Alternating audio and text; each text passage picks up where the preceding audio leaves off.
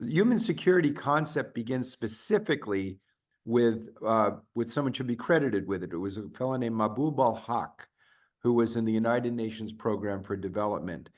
And he questioned why, with the end of the Cold War, was there no peace dividend? Why were the expenditures of the major states still completely devoted specifically to national militarism? And since that time, we're talking over, we're talking in the trillions of dollars spent in the pursuit of security through military means.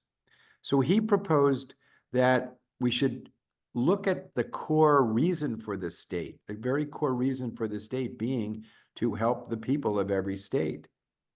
As he said, the security of people, not just territory, the security of individuals, not just nations, security through development, not through arms, security of all people everywhere in their homes, in their jobs, in their streets, in their communities, and in their environment. He highlighted the misconception that you could have secure states with insecure people. Since that time, we've come to a greater sensibility of the idea that the idea is just hits us in the face. We can't have secure states with an insecure environment. We can't be, as the Secretary General said, continually at war with nature. And we've also come to understand much more clearly that the origin of the modern state was really designed to separate people. It was designed in the 17th century, as all of you probably learned when you were studying political science, the same time I learned it, that the conferences in Westphalia in the 17th century were focused on separating Protestants and Catholics from slaughtering each other in Central Europe. So the problem that was facing these intellectuals and visionaries, really, in the 17th century, getting there on horse and buggy roads, was how to separate people. But today, that's hardly the problem that we have. The problem we have today is how do we bring people together to address the problems that face us all? And we're still operating based on that 17th century model that's actually goes back in many ways to a 5th century Roman maxim: prepare for war, receive peace; prepare for peace, receive war. The idea that peace is only achieved through the pursuit of military power. So in 2012, the nations of the world at the General Assembly agreed without any dissent at the time on a definition of to address this disconnect between aspiration and reality, and developed a common understanding and highlighted the importance of human security. And I will quote from what the nations of the world agreed as a definition, that there was an agreement that human security is an approach to assist member states in identifying and addressing widespread and cross-cutting challenges to the survival, livelihood, and dignity of their people. And that's everyone everywhere. And they included in that the right of people to live in freedom and dignity, free from poverty and despair, as a right. It calls for a people-centered, comprehensive, context-specific, and prevention-oriented response that strengthens the protection and empowerment of people and communities.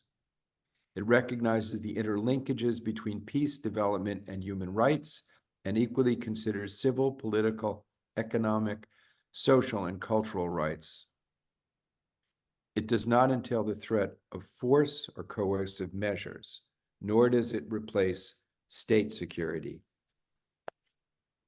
Secretary General in January issued a very thorough report on the progress of the utilization of this concept, and I've put the citation to that in the chat here.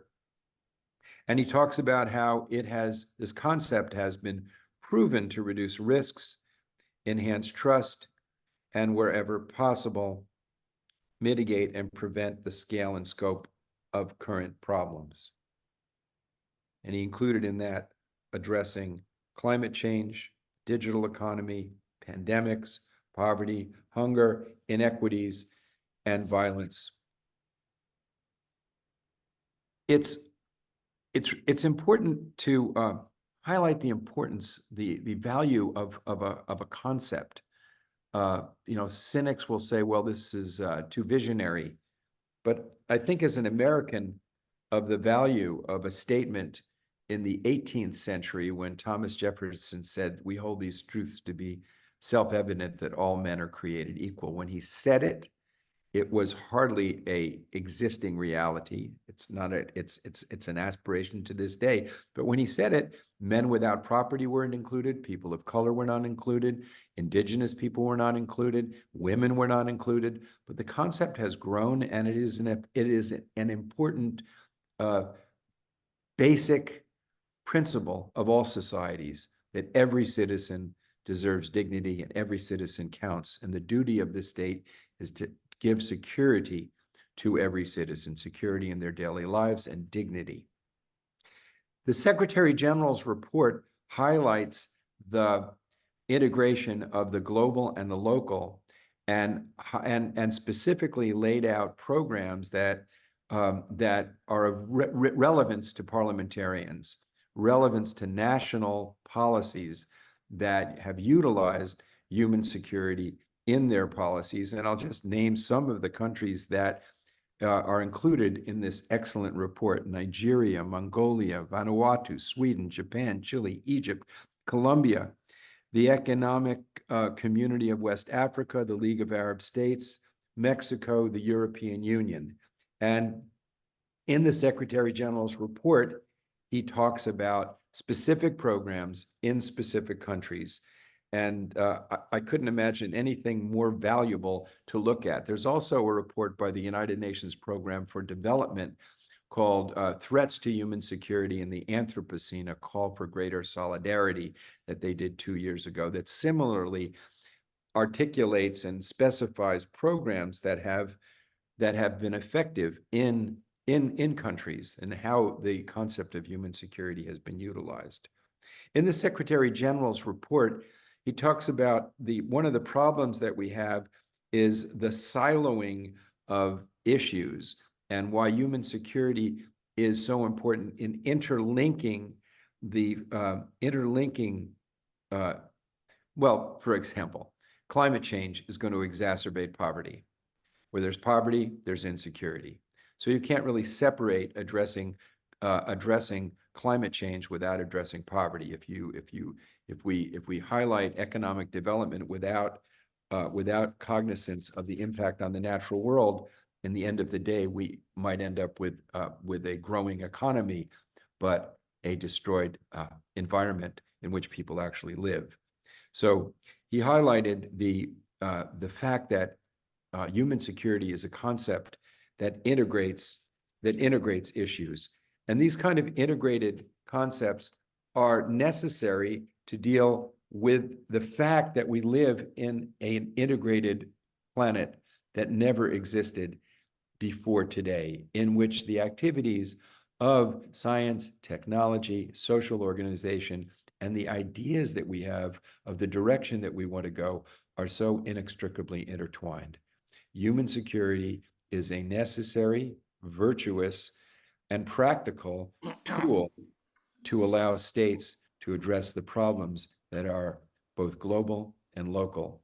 And I look forward to working with the IPU in getting into the more practical application, because at the end of the day, every issue is local. And at the end of this day, in this day and age, every major issue is global.